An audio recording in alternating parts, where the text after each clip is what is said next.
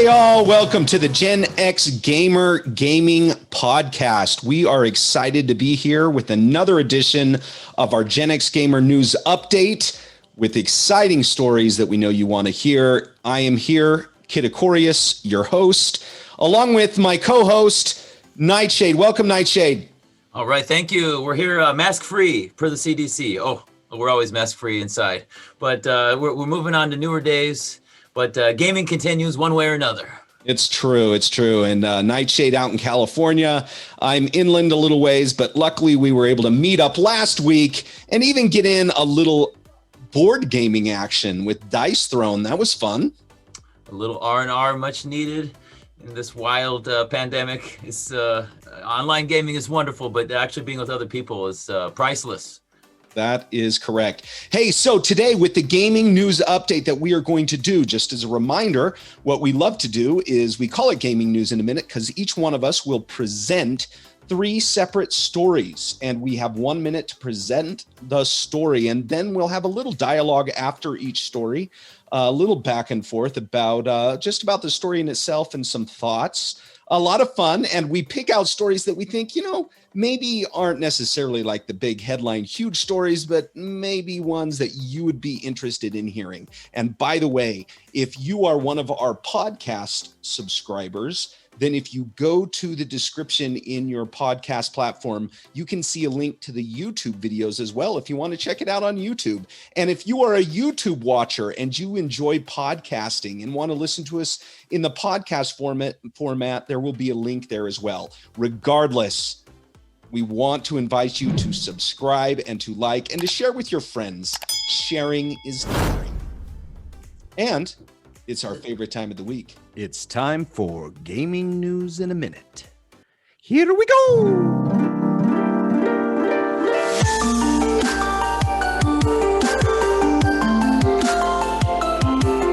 All right, I started the timer. So I don't know if you've heard, but Pokemon cards, different sports cards are in a frenzy. The country's going crazy. The value's going up so much that people are camping outside of their local Targets and different retail stores.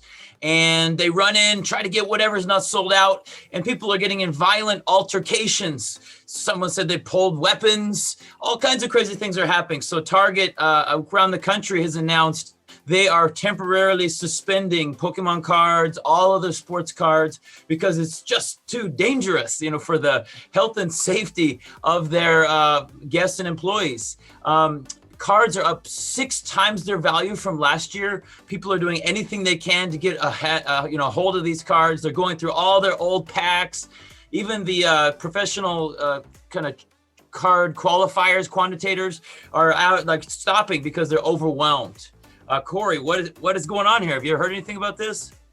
Of course I have. Yeah, it's everywhere. The great thing about it is that Nightshade and I, we do not confer on what each other's stories are. So I had no idea what you're going to bring to the table today.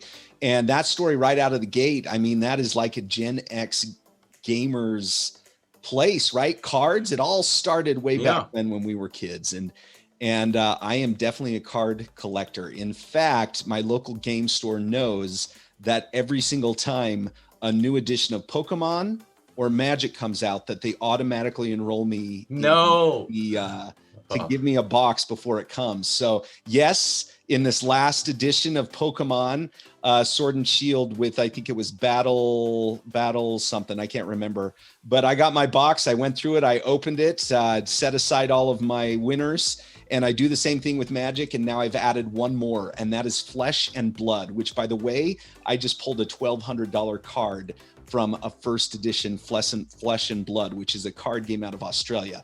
But anyway, I'm going off. Chris, you bring in a story. Oh, wow. Yeah, I mean, you are, I've always known you're more of a card collector. I thought you were more into Magic than Pokemon. I didn't realize you got Pokemon as well. That's so awesome. Yeah, no, I'm definitely into Magic more than Pokemon. However, because I knew how much Pokemon cards were inflating about a year ago, they started giving me the Pokemon packs too. So there's a new one coming out, I think in a month. And of course I'll have a box of those waiting for me. Wow. You're already on the inside track, huh? Of course. So specifically with Target, yeah. I can I would go to Target in the mornings, not necessarily to get packs. I just go in the mornings to grab a few things, whether it's something I need. And I always walk by the card area, and a lot of times it's empty. And I noticed like a month and a half ago, these guys would come and just get boxes of them. But then they started limiting it to 3 per customer. Then they went to 1 per customer. Yeah. And then, like you said last week, they were like, no more.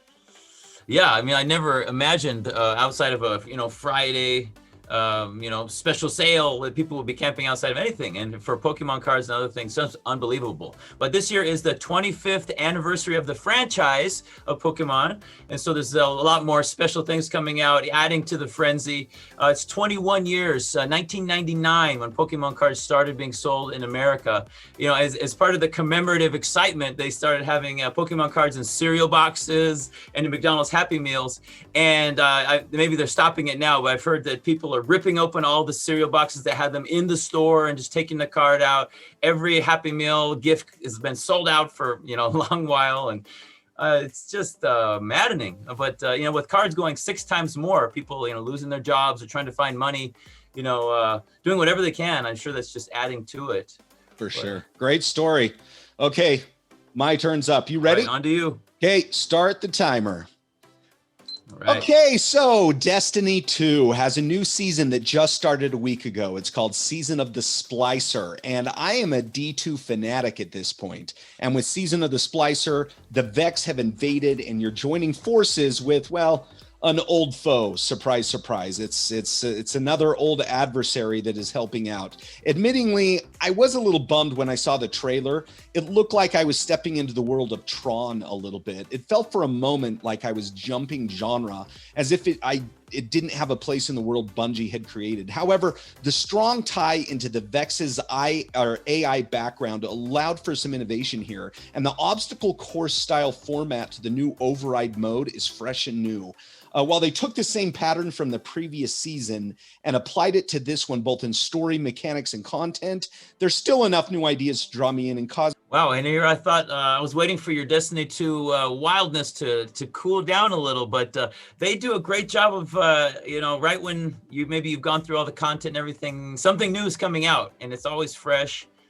And it's interesting. I played a little bit of Destiny 2 with you and Nathan and some others. I haven't spent a whole lot of time into it, but it's very well polished and it can really suck you in. And there's so many different modes and things. I think that's the important part. Yeah. And the funny thing is that when I started playing it, I started thinking it was a little one note, like I was doing the same thing over and over again. But the more I dive into it, the more I realize there's a lot of undiscovered territory here. And you have to get to a high enough level to access what I consider to be the most intriguing and fun parts of the game. And so you got to put in the time to boost your level. And once you get there, then you can start doing things like raids and dungeons and nightfall strikes and things like that, which are really, really cool. In fact, last Saturday, I took Nathan on the very first raid, and we teamed up with 4 people from, I don't know, all over the world. And they kind of Sherpa'd us through our first raid together of the Deepstone Crypt. And needless to say, it took like 4 hours. And they were, of course, razzing Nathan because Nathan was using a sword, which nobody should be using a sword in the raids. And that's all he had was a sword because, Nathan and his sword-like stuff, he loves it. But anyway, it was a blast. It was a good time. Wow, and 4 hours. So that's just like one campaign. You can't just sort of bounce in and bounce out when you're in the raid, right? That's what I've heard. No, it is. You are in for the long haul. It's fun. Wow. Good stuff. It's a good time to not have children about it. I guess your late night playing is the way to go for it. For people in your position, yeah. But then we can't function the next day. Another GenXGamer side effect. Just sucks to be married with kids. Oh, it's got its pros and cons. Of course it does. There's nothing cuter than little 7 burrowing up next to you while you play a little Apex. That's right. All right, we'll jump right into the next story. Let me reset here and go. All right, so we have the Nintendo Switch. In Japanese companies usually have their fiscal year end on March 31st. And, Nintendo's no exception to that. So Nintendo announced probably their biggest year ever. Their sales are up 44% in the first quarter compared to last year, just January to March. And the Switch released in 2017, the PS4 and the Xbox One, which were its peers, are old history now. But the Switch is doing better and better each year. It's just really wild that could be happening. They sold 28.8 million consoles in the past year. And their goal was 19, so 9 million above. They sold 21 million total last year. And next year now they're forecasting 25 million. They're just out of control. And there's a new Switch that's supposed to be coming out with the 4K output, a larger 7-inch screen, 720p. And I don't know if you've, you own a Switch, Corey. What do you think about this? It's still relevant? Well, yeah, it is. And you just bring up the funny thing about the Switch and Nintendo Switch is that even you just mentioning it creates a certain amount of nostalgia in me that's like, I want to go play the Switch. Like if I'm ever stressed out about something, the Switch just has fun, simple games. It's so user-friendly. It's so versatile. It's awesome. And I did see that they're not coming out with a new system to compete with the new Xbox or the PS5. They're just going to revamp the Switch to, beef it up so that, as you brought up, so that it can compete with 4K. Is that what you said? 4K gaming? Well, it'll output, so you can output to your 4K TV. Yeah, there you go. And so I think that's fantastic. They continue to ride that wave. Nintendo is still, in my mind, the master of the console. And they are creative and they find ways to bring it. Obviously, they don't bring the same genre of games necessarily. I'm not going to be playing Apex on the Switch. I'm not be playing those types of games on the Switch. But they bring their own style that the other consoles just can't match. And that's pretty cool. It's true. I mean, we dusted off my old Wii the other day and, we're playing with my kids. And it was so overwhelmingly fun. The controls were still great. My Wii, we've had it for, 12, 13 years and smashed the thing against the wall. And every kid's been chewing on it and licking it. It works perfectly. Not one part of it is broken down. And, and the games were just so much fun to play together. And I think the Switch is the same way. My kids have been begging us to buy a Switch for years. And I'm going to have to, finally give in one of these days. But even the game sales are way up. They sold 230 million games in this past year alone. Wow. The Wii has actually still sold more units overall than the Switch. The Switch is up to 84 million, almost 85 million consoles, and the Wii is still at 101.6 million. So they still have a few maybe years to catch up. But the Wii U was sort of a in-between failure, but nobody missed a beat in buying the Switch and diving along. What do you think's the number one game on the Switch? Highest seller ever, by double more than the others.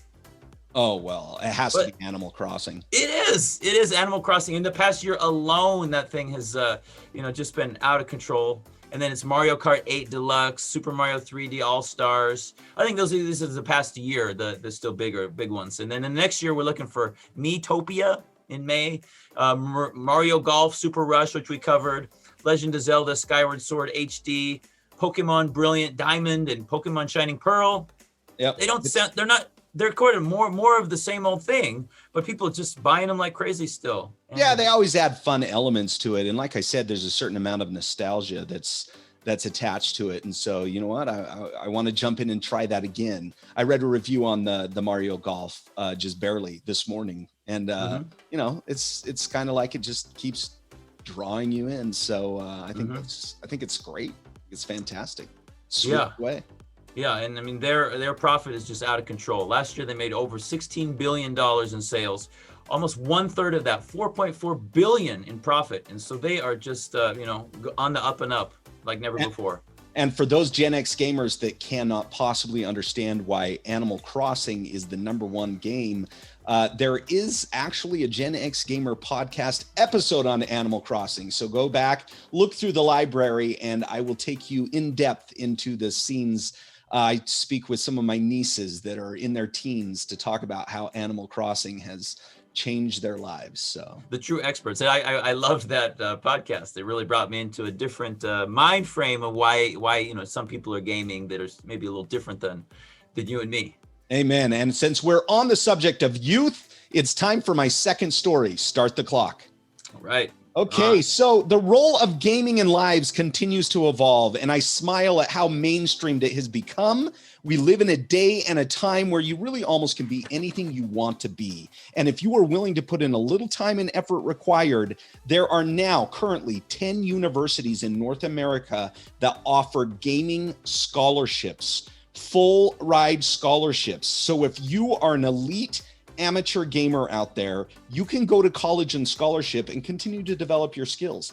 Educators are going to find it harder and harder to counter argue a kid's statements about wanting to be a gamer when they grow up. I mean, 5 years ago, they would have rolled their eyes or blamed, the world on things like this. Well, the bottom line is that when is the last time a teacher told an athlete to stop focusing so much on their sport?